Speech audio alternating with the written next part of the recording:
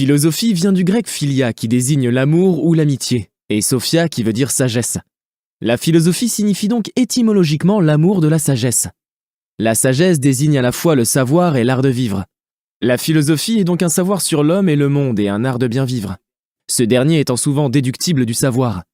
Cependant, les philosophes se contredisent entre eux. Ils ne partagent pas tous les mêmes thèses. En effet, ils ne proposent pas tous le même savoir et le même art de vivre. La philosophie comporte différents domaines qui peuvent se recouper. La métaphysique, qui est une interrogation sur le pourquoi de l'être. Pourquoi y a-t-il quelque chose plutôt que rien, comme le demandait Leibniz? L'anthropologie, qui est une interrogation sur l'homme. Par exemple, qu'est-ce que l'homme? Est-il libre, etc. L'épistémologie, qui est une interrogation sur les sciences. La philosophie politique, qui se demande ce qu'est une bonne société. La philosophie morale, qui se demande ce qu'est le bien, etc. La spécificité de la philosophie est la suivante. Elle interroge ses objets d'étude au lieu de s'en tenir à les décortiquer. Par exemple, elle se demande ce qu'est la nature et l'histoire au lieu de se contenter d'étudier les phénomènes naturels et historiques. L'étonnement philosophique consiste à se demander pourquoi, et non comment. Non pas comment le réel fonctionne, mais pourquoi le réel est. La philosophie est ainsi une interrogation sur les essences ou définitions ainsi que sur les valeurs et les raisons d'être de l'homme et des choses. Pour philosopher avec rigueur, il est primordial, avant de se poser des questions trop spécifiques, de toujours expliquer précisément ce qu'on entend par les mots qu'on emploie. Être conscient, ce n'est pas simplement vivre, être en éveil, mais aussi savoir qu'on vit et qu'il y a un monde, c'est-à-dire exister. Être conscient d'être conscient, ce qui permet la réflexivité, l'examen de soi. La réflexivité, comme la réflexion dans un miroir, crée un dédoublement entre le moi qui examine, le moi sujet, et le moi examiné, le moi objet. L'introspection permet ainsi au moi sujet de se distancier du moi objet. Être conscient, c'est être dans un rapport de connaissance aux choses, et pas seulement dans un rapport instinctif comme l'animal. En effet, conscience signifie étymologiquement avec savoir. Cum scientia en latin.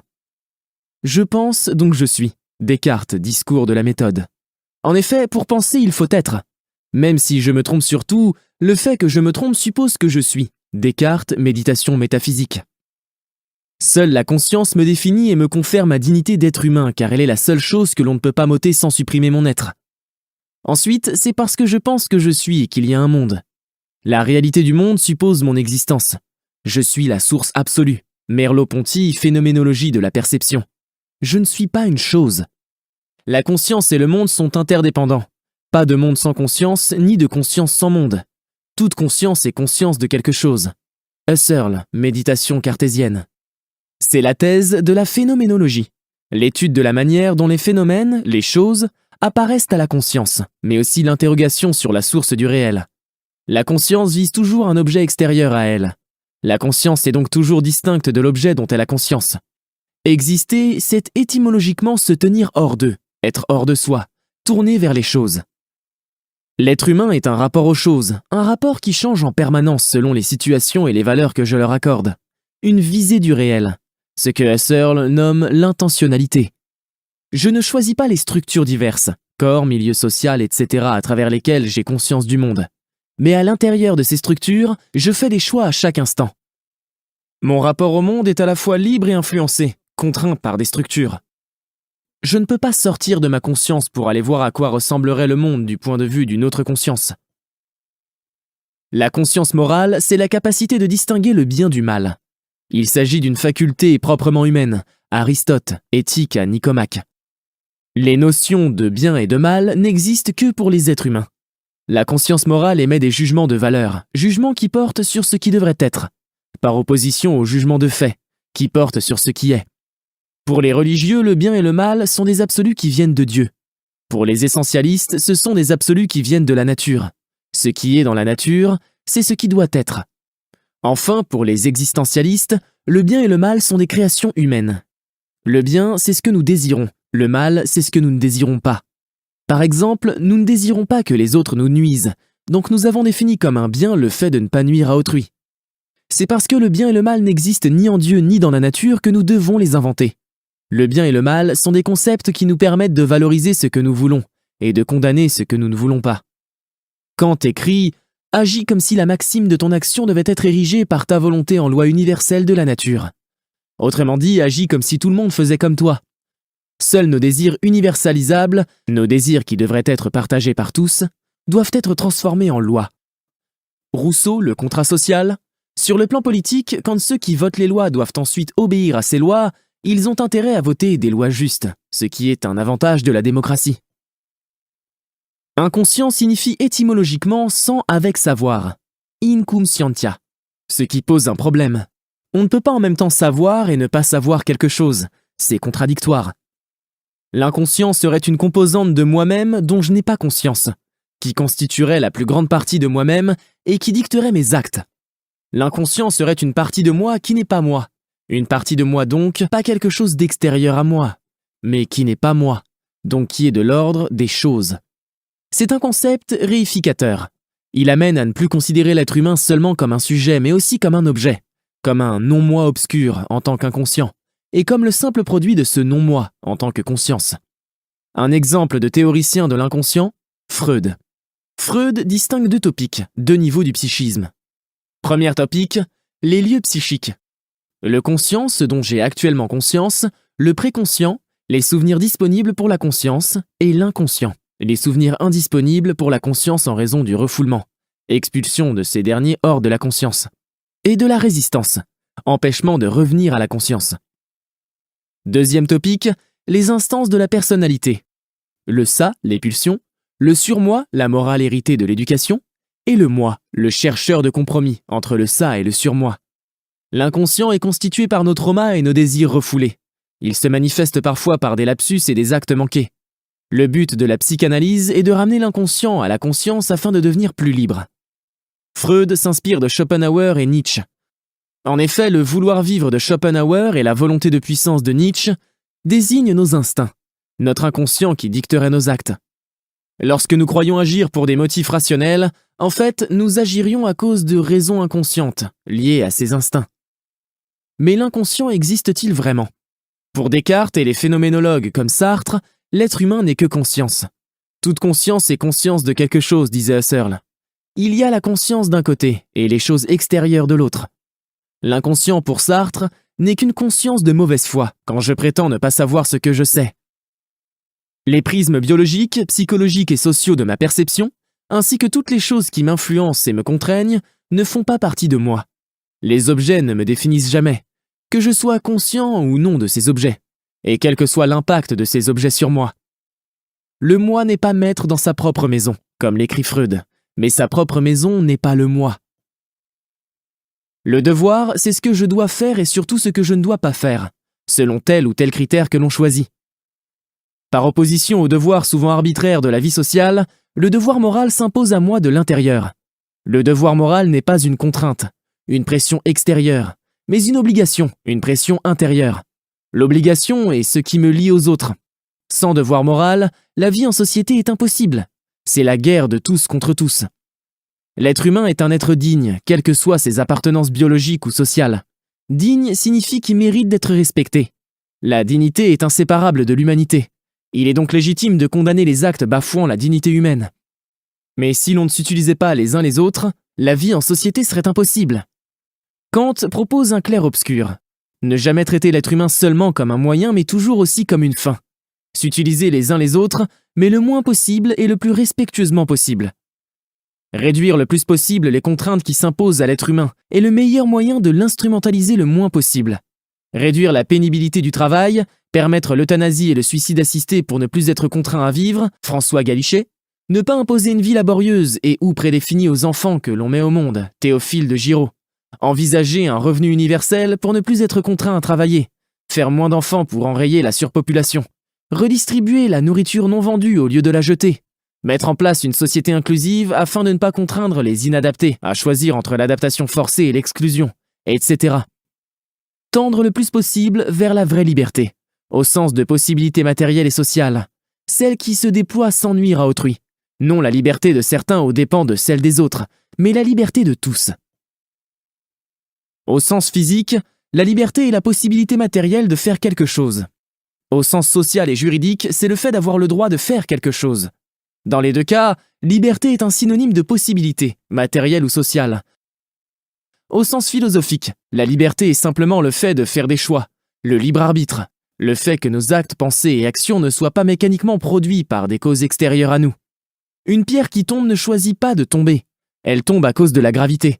Mais quand je fais telle ou telle chose, est-ce que je choisis de la faire, point de vue existentialiste comme celui de Sartre, ou est-ce que je la fais à cause d'autre chose, point de vue déterministe comme celui de Spinoza? Existentialisme, l'homme est un sujet distinct de l'objet. Il est au-delà de la nature, donc libre. Déterminisme, l'homme n'est pas un empire dans un empire, Spinoza. Il n'échappe pas à la causalité, donc il n'est pas libre. Admettons la première hypothèse, selon laquelle je suis condamné à être libre, pour citer Sartre. Tant que je suis conscient, je fais des choix à chaque instant. Je ne peux pas ne pas choisir. Être libre, c'est simplement faire des choix, ne pas être une chose. Mais la liberté n'exclut ni l'ignorance, ni la contrainte, ni l'impuissance, ni le fait d'être influencé consciemment ou non par des réalités extérieures à nous, etc. Donc nous ne sommes pas nécessairement responsables de nos actes, ce que le droit reconnaît avec la notion de circonstance atténuante. Être conscient, c'est susciter un réel qui nous dépasse. Le connu n'est que le sommet de l'iceberg du réel. La réalité est l'infime portion du réel dont j'ai conscience. Tout est connaissable en droit par la raison, mais de fait, le réel étant infini, nous ne pourrons jamais tout connaître. Toujours une face cachée du cube. Je peux subir des effets sans connaître les causes de ces effets. Par exemple, je peux avoir peur sans savoir pourquoi. Je suis responsable de mes actes dans le sens où j'en suis l'auteur. Ce n'est pas une force obscure qui choisit à travers moi, mais pas dans le sens moral. Je ne suis pas forcément coupable ou méritant en raison du poids des influences et des contraintes. Certaines sciences, biologie, sociologie, neurosciences, etc. nous aident à connaître les faits biologiques, psychologiques et sociaux qui nous contraignent, nous influencent et réfractent notre réalité, afin de nous en distancier, voire de les changer par la médecine, le développement personnel, la politique, le militantisme, etc. Mais pouvoir choisir de s'adonner à la science et à l'action pour devenir plus libéré, moins influencé et moins contraint, suppose que nous sommes libres. Si nous n'étions pas libres, par définition, nous ne pourrions pas choisir quoi que ce soit. Je suis libre tout en étant contraint et influencé par le réel. Ni déterminisme, ni existentialisme, mais compatibilisme. C'est parce que nous sommes libres que nous pouvons essayer d'augmenter notre savoir, de devenir plus puissants et de nous libérer des influences et des contraintes qui pèsent sur nous. Le bonheur. Impossible de le définir sans utiliser de vagues synonymes. Il s'agit d'une réalité intérieure, donc non décorticable. Heur signifie bonne fortune, chance. La fortune désigne le réel considéré en tant que distributeur de biens et de maux aux humains. Les sens courants de bonheur sont chance, réussite, succès ou réalité qui rend heureux. Du latin bonum, favorable, augurium, présage, le bonheur serait donc une promesse de chance. Un sentiment est un état de conscience durable impliquant des pensées durables. Une émotion, c'est un état de conscience éphémère, souvent influencé par les circonstances et impliquant souvent des pensées éphémères. Le bonheur peut être ainsi défini comme un sentiment de satisfaction globale.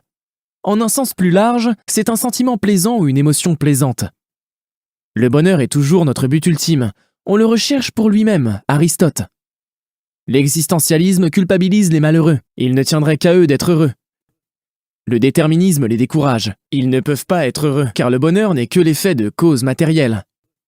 Affirmons que les malheureux sont victimes des violences du réel, mais qu'ils peuvent choisir d'être heureux en dépit du réel, même si cela requiert de choisir la folie. Le bonheur philosophique consiste à s'émerveiller de la contingence. Être heureux parce qu'il y a quelque chose plutôt que rien, se réjouir du simple fait d'exister. Je suis, j'existe. Descartes. Vivre dans l'attention actuelle à ce qui est au présent du présent permet d'éviter les passions tristes, portant sur le présent du passé et le présent de l'avenir. Regrets, remords, nostalgie, crainte, espoir, etc. Distinguer ce qui dépend de nous de ce qui n'en dépend pas, et se focaliser sur ce qui en dépend, comme nous y invitent les stoïciens. Se rappeler avec Épicure que la mort ne nous fera jamais souffrir, car tant que nous existons, la mort n'est pas, et quand la mort existe, nous ne sommes plus, l'être aménacé. L'on ne rencontrera donc jamais la mort. Les stoïciens nous invitent à conformer nos désirs à l'ordre du monde, ordre divin d'après eux. D'après eux, à défaut de pouvoir changer les choses, il faut savoir changer notre regard sur les choses. Cependant, l'on peut objecter que quand le réel est injuste, changer notre regard ne suffit pas. Il faut changer les choses. Se rappeler avec Aristote que la vertu est le juste milieu entre deux vices, et qu'entre deux maux, il faut choisir le moindre. La science dissipe la crainte des dieux en nous montrant que tout est explicable, Lucrèce. Nos actes n'ont pas d'utilité absolue finale, mais ils peuvent avoir une utilité relative au présent. Tout est provisoire, donc le provisoire est tout. Pratiquer parfois l'époquée des sceptiques, la suspension du jugement. Parfois renoncer à la certitude libère de l'inquiétude. Mais ne pas renoncer à ses exigences éthiques pour autant. D'après Schopenhauer, pour échapper à une vie qui ne serait qu'un pendule oscillant entre la souffrance et l'ennui, il faut se distancier du vouloir vivre, instinct et besoin, par l'art, l'éthique et la philosophie. Le bonheur est subjectif, propre à chacun. Autrui et l'État n'ont donc pas la légitimité de m'imposer telle ou telle vie au nom de mon bonheur. D'après Kant, le bonheur est un idéal indéterminé. L'on ne sait pas ce qui rend vraiment heureux. La quête du bonheur peut donc nous conduire à des impasses. D'après Nietzsche, en définissant le bonheur comme un idéal, l'on ne sera jamais heureux, car idéal s'oppose à réel. Il faut apprendre à aimer la vie telle qu'elle est, y compris nos combats pour la changer. Enfin, le bonheur culpabilise les malheureux s'il devient une norme. Contre une tyrannie du bonheur au service d'une exigence de productivité permanente et d'un déni des grandes questions existentielles, rappelons donc qu'être heureux n'est pas un devoir moral. Religion vient du latin religio, scrupule, délicatesse, conscience morale. L'on veut bien agir par crainte de Dieu et non seulement pour le bien lui-même. Religare, lier, relier. La religion relie les croyants à Dieu. Relegere, recueillir ou relire. Recueillir le sens de la vie qui nous préexisterait. Et relire les textes sacrés ou le monde lui-même pour en saisir le sens. La religion est le rapport de l'homme au divin ou à une réalité supérieure. Elle prend une dimension sociale en s'incarnant dans des institutions, des dogmes, vérités révélées qu'on accepte sans comprendre, des croyances, des pratiques rituelles et des devoirs moraux. Être religieux, c'est croire en notre lien au divin. Par exemple, Épicure croit en des dieux indifférents à nous. Il n'est donc pas religieux. Polythéisme, plusieurs dieux. Monothéisme, un seul dieu. Panthéisme, du grec pan, le tout, le monde est Dieu. Stoïcien ou Spinoza. Le Dieu des panthéistes peut être moral ou amoral. Pour André Gide, Dieu désigne le réel considéré dans sa dimension esthétique, sensuelle et perpétuellement nouvelle. Déisme, un rapport à Dieu uniquement personnel. Agnosticisme, impossibilité de savoir si Dieu existe ou non. Athéisme, a privatif plus théos, Dieu, pas de Dieu. Théodicée, Dieu est juste en dépit des apparences. Approche rationaliste, vouloir comprendre Dieu. Approche irrationaliste, les voies du Seigneur sont impénétrables. La Bible, Pascal et Kant, l'on ne peut que croire. Objection, tout est connaissable en droit par la raison. Réfutation morale, le mal dans le monde invalide l'hypothèse d'un Dieu à la fois bon et tout-puissant. Il faut que nous naissions coupables, sinon Dieu serait injuste. Blaise Pascal. Dire que Dieu existe justifie le mal, ce qui est immoral. Réfutation métaphysique, ce n'est pas Dieu mais la conscience qui suscite la réalité du monde. Toute chose suppose toujours une conscience qui pense cette chose. La réalité du monde suppose ma conscience. Le langage est un système de signes qui permet de désigner la réalité, de concevoir et d'énoncer nos pensées. Ces sons et ces mots n'ont de sens que les uns par rapport aux autres. 3 spécificités. 1. Il n'est pas constitué de signaux, éléments mécaniquement produits ou provoquant une réaction mécanique, mais de signes, éléments produits intentionnellement et sollicitant l'interprétation. 2. Double articulation. André Martinet. À partir d'un nombre fini de sons, l'on peut produire un nombre infini de mots et de phrases. 3. Capacité d'abstraction. Pouvoir ranger des objets divers dans le même concept. Le langage a 6 fonctions. Roman Jacobson. Fonction référentielle, quand on veut qu'on s'intéresse au contenu. Fonction expressive, exprimer ses émotions. Fonction fatigue, établir ou maintenir le contact. Le contenu en lui-même n'a aucune importance. Fonction conative, modifier le comportement de son interlocuteur, par exemple en lui donnant des ordres. Fonction poétique, jouer avec les sonorités des lettres et des mots. Et fonction métalinguistique, le langage sert à réfléchir sur lui-même, par exemple sur le sens d'un mot. Il n'y a pas de pensée sans mots, d'après Hegel. Chercher ses mots, c'est aussi chercher ses idées. Pour Hegel, l'ineffable, que l'on ne parvient pas à exprimer, est le degré le plus bas de la pensée. Tandis que pour Bergson, c'est un degré supérieur que l'on atteint par l'art. Pour Bergson, le langage ordinaire est composé de généralités qui nous font oublier la singularité des choses et des expériences. Par exemple, parler de la tristesse en général nous fait oublier que chaque tristesse est singulière. C'est donc à l'art de dévoiler la singularité de chaque chose et de chaque expérience. Le langage permet de transformer l'inconnu en connu afin d'avoir plus de prise sur le réel. Par exemple, mettre des mots, M-O-T-S, sur des mots, M-A-U-X. Enrichir son vocabulaire, c'est enrichir son monde. D'après le structuralisme, l'homme, comme le mot, ne choisit ni la définition qu'il se donne, ni sa place parmi les autres. Mais si l'homme n'était pas libre, comment pourrait-il choisir de devenir plus lucide? Ars, en latin, est l'équivalent de techné, en grec. Chacun de ces deux termes signifie à la fois art et technique, un ensemble de moyens employés en vue d'un but. En un sens plus restreint, il s'agit de moyens utilisés en vue de la production d'objets, objets utilitaires ou œuvres d'art. Dans le sens le plus rigoureux des termes, l'on distingue la technique de l'art. La technique vise l'utilité tandis que l'art vise un effet esthétique, comme par exemple la beauté, mais pas nécessairement. Esthétique vient du grec aesthesis, la sensibilité. Un effet esthétique est ainsi un effet sur notre sensibilité, une émotion ou un sentiment. Adorno et Horkheimer, la raison instrumentale désigne la réflexion sur les moyens. La raison objective désigne la réflexion sur les buts à atteindre. D'après Heidegger, la technique conduit à l'oubli de l'être, l'oubli de la question pourquoi y a-t-il quelque chose plutôt que rien, et à un rapport au monde trop instrumentaliste. A l'inverse, le poète et l'artiste, en nous invitant à contempler le réel sans visée utilitaire, nous ramènent à l'étonnement philosophique et nous empêchent de réduire le monde à un simple stock de ressources à exploiter. De même, les problèmes écologiques actuels témoignent des dangers de la technique. L'écologisme fondamentaliste est une pensée technophobe qui prône un retour en arrière. L'écologisme réformiste invite à poursuivre le progrès technique, mais en le réformant, en le rendant inoffensif ou moins néfaste pour l'environnement. L'être humain, originellement faible, a utilisé la technique pour survivre dans une nature inhospitalière. Condamner moralement la technique, c'est oublier la condition humaine. Contre les problèmes environnementaux et l'oubli de l'être, l'on peut soumettre la raison instrumentale à la raison objective, soumettre les moyens au but, et non définir la productivité comme un but en soi. D'abord se fixer des horizons et des impératifs éthiques, et seulement ensuite mettre en œuvre des moyens pour atteindre ces horizons en respectant nos impératifs éthiques. En un sens rigoureux, est esthétique ce qui affecte la sensibilité lorsque nous ne sommes plus acteurs mais spectateurs du réel. L'art nous arrache un instant à la tyrannie du vouloir vivre, instinct et besoin, en nous rendant spectateurs de celui-ci. Or, être spectateur, c'est être distant. Tout objet devient un objet d'art quand il est contemplé. En contemplant la nature, je lui donne un but esthétique qu'elle n'a pas en soi. Ce n'est pas parce qu'une chose est belle que nous la désirons, mais c'est parce que nous la désirons qu'elle est belle, Spinoza. L'art permet de sublimer des pulsions que la société nous interdit de réaliser, Freud. L'art exprime l'intériorité, Hegel. L'art révèle les 1000 nuances du réel que le regard utilitaire ne voit pas, Bergson.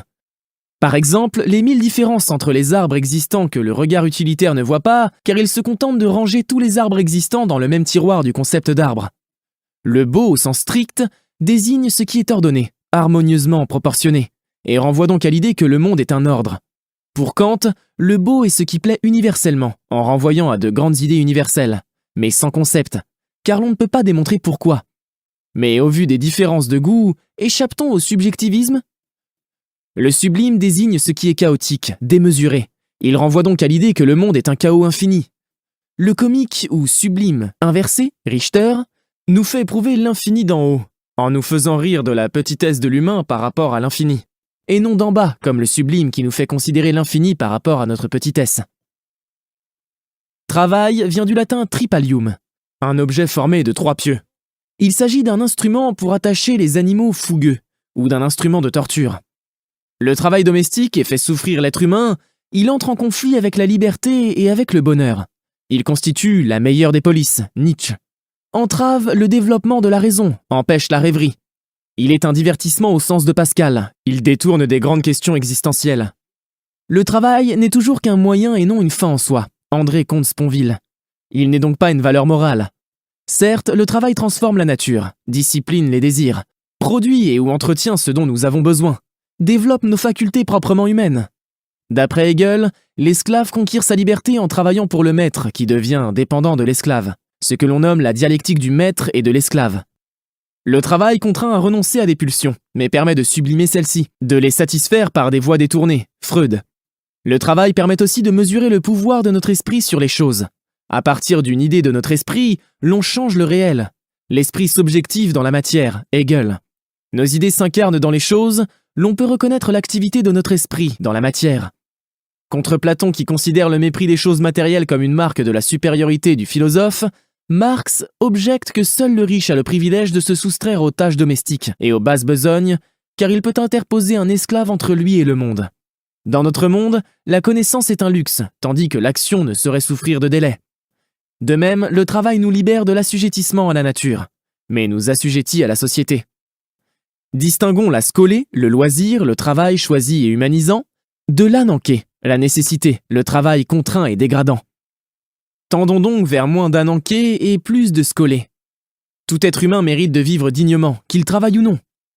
L'aliénation, du latin alienus, autre, c'est ne plus disposer de sa vie, Marx.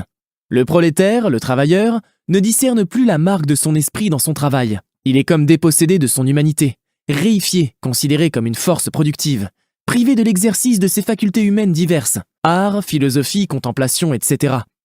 Le capitaliste s'enrichit par la plus-value. La différence entre le prix des biens produits et celui des salaires, c'est l'exploitation. S'enrichir par le travail de travailleurs sous-payés. Répartissons mieux les richesses pour mettre fin à la misère et au travail forcé. Justice vient du latin ius, le droit. Droit vient du latin directus, en ligne droite. Au sens scientifique, une loi est un lien physique nécessaire entre une cause et un effet. Au sens juridique, une loi est un écrit qui contraint, interdit ou autorise des citoyens d'un État à commettre tel ou tel acte. Les lois physiques s'imposent à nous, les lois juridiques se décident. En droit signifie ce qui devrait être, en fait signifie ce qui est. Le droit désigne l'ensemble des lois qui limitent et garantissent ce qu'un individu peut faire sans encourir de sanctions, et sans que quiconque puisse l'en empêcher sans en encourir. Si j'ai des devoirs envers les autres, c'est parce que les autres ont des droits, et inversement. Le droit naturel, c'est le droit tel qu'il devrait être. Le droit positif, c'est le droit tel qu'il est. Au sens matériel, la justice peut désigner toutes les institutions qui veillent au respect de la loi ou seulement les institutions judiciaires. Au sens moral, c'est un principe moral exigeant l'équité et la conformité au droit.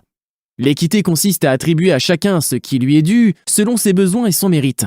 Mais il est toujours difficile, voire impossible, de distinguer ce qui relève du mérite ou du démérite, de ce qui relève de la chance ou de la malchance, génétique, éducation, etc.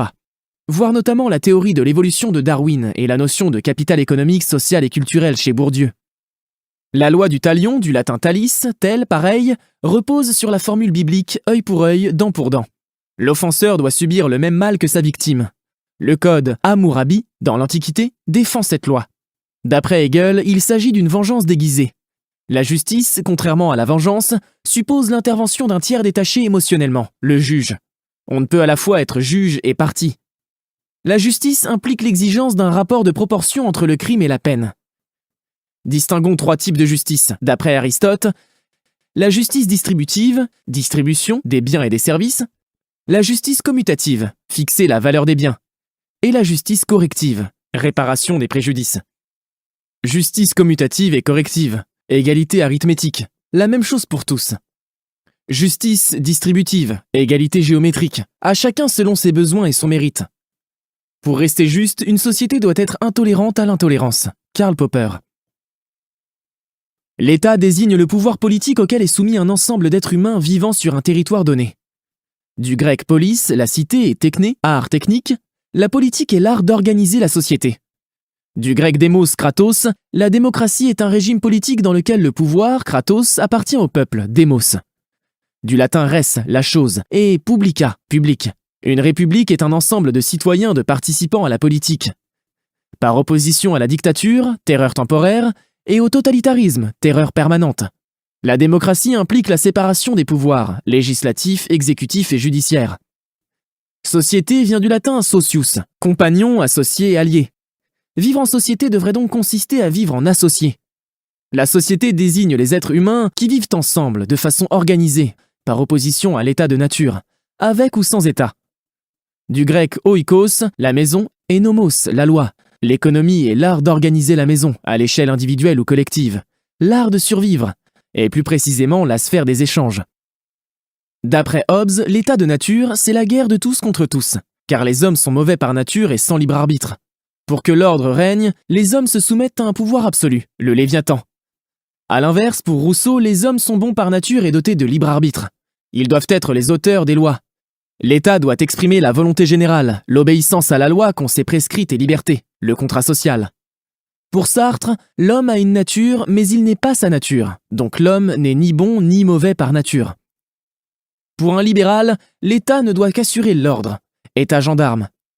Pour un interventionniste, il doit aussi redistribuer les richesses, intervenir dans l'économie, État-providence.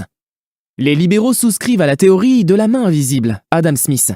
Ce serait en cherchant à s'enrichir égoïstement que les gens apporteraient à la société. Il faudrait donc que l'État les laisse s'enrichir sans intervenir. D'après Marx, le libéralisme, c'est le renard libre dans le poulailler libre, car le respect de la dignité des pauvres n'est pas assuré. L'idéologie au sens de Marx est une pensée apparemment objective, mais qui défend en fait les intérêts d'une classe sociale. L'harmonie apparente n'est souvent qu'un rapport de force déguisé. Dans son texte intitulé « Qu'est-ce que la propriété ?», Proudhon montre que le salaire du travailleur ne dépasse guère sa consommation, tandis que sa production assure l'indépendance aux capitalistes. Distinguons le libéralisme économique, qui condamne l'interventionnisme au nom de la main invisible, du libéralisme politique, qui limite le pouvoir de l'État pour préserver les droits de l'homme. Culture vient du latin cultura, le travail de la terre, l'agriculture. La culture est une transformation de la nature. La nature, du latin nascor, qui signifie naître, désigne à la fois l'origine de tout et tout ce qui existe indépendamment de l'être humain. La culture, au sens large, désigne tout ce qui est produit ou transformé par l'humanité. Au sens plus strict, elle désigne le développement des facultés intellectuelles, se cultiver. L'adjectif intellectuel qualifie tout ce qui sollicite l'intellect. En ce sens, les arts, les sports et les travaux manuels ont aussi une dimension intellectuelle. Cultiver un champ, c'est transformer la nature hors de soi. Se cultiver, c'est transformer sa nature. Ne plus satisfaire ses instincts comme un animal. L'être humain n'a pas des instincts mais des pulsions, c'est-à-dire des instincts dont il a conscience. La conscience juge toujours le réel. Une pulsion est un instinct jugé, appréhendé à travers un prisme culturel. Ainsi, chez l'homme, tout a une dimension culturelle. Seul l'être humain est moral ou immoral, l'animal est amoral, innocent. Il n'est qu'une marionnette de l'instinct. Distinguons la culture au singulier, tout ce qui est produit par l'homme, des cultures au pluriel, les éléments culturels qui différencient un groupe humain d'un autre.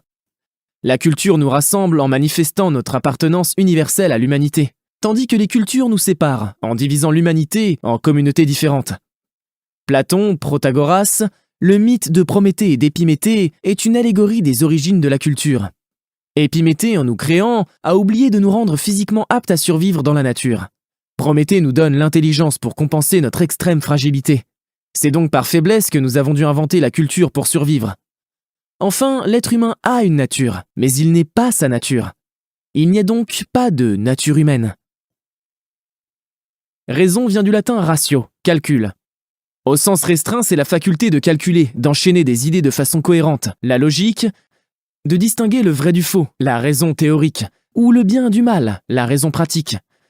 Au sens élargi, c'est la faculté de juger, énoncer des jugements de valeur portant sur ce qui devrait être, mais aussi des jugements ontologiques portant sur ce qui est. Tant que je suis conscient, je juge le réel à chaque instant. Je suis une raison en acte. La raison élargie inclut l'imagination, la folie, les sentiments, les émotions et les passions. Passion vient du latin patior, souffrir, subir. Pour Kant, l'entendement est le jugement du réel perceptible, tandis que la raison est le jugement d'idées. Ainsi, l'entendement reste les pieds sur terre, tandis que la raison peut facilement délirer. Par exemple, l'entendement juge le mur qui est devant moi, tandis que la raison juge Dieu ou les fantômes. Rationnel signifie logique, pour l'enchaînement des idées, ou explicable par la raison, pour le réel. Et raisonnable, ce qui est bien selon tel ou tel critère. Le réel est rationnel, mais pas raisonnable. Tout savoir est aussi une croyance. Toute démonstration repose sur des hypothèses non démontrées. L'analyse explique le tout par les parties, l'inverse de la synthèse. Pas d'analyse définitive en raison de l'infiniment petit. Toute partie se divise toujours en plusieurs parties.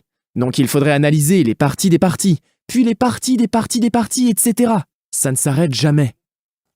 Comme le montre Pascal, les mots complexes se définissent par des mots plus simples. Mais les mots les plus simples sont indéfinissables, car il faudrait alors définir le simple par le moins simple. Méthodos, en grec, signifie recherche ou poursuite d'un chemin. Une méthode est un chemin à suivre, odos, pour parvenir à quelque chose au-delà du chemin, méta. Les sciences sont des savoirs ou des méthodes de savoir portant sur différents aspects du réel. Tandis que la science traditionnelle se contentait de raisonnement, la science moderne exige de passer les théories au crible de l'expérience. Un énoncé scientifique doit être falsifiable, Karl Popper. Être potentiellement réfutable par l'observation. Il doit donc porter sur une réalité perceptible. Un énoncé scientifique ne peut jamais être définitivement vérifié. Pas de science définitive ni de savoir absolu possible. La vérité homoiosis est l'adéquation entre le réel et le jugement que je porte sur lui. Elle est subjective, relative à la subjectivité humaine. Quand je dis le mur est bleu, mon jugement est vrai s'il correspond bien à la réalité.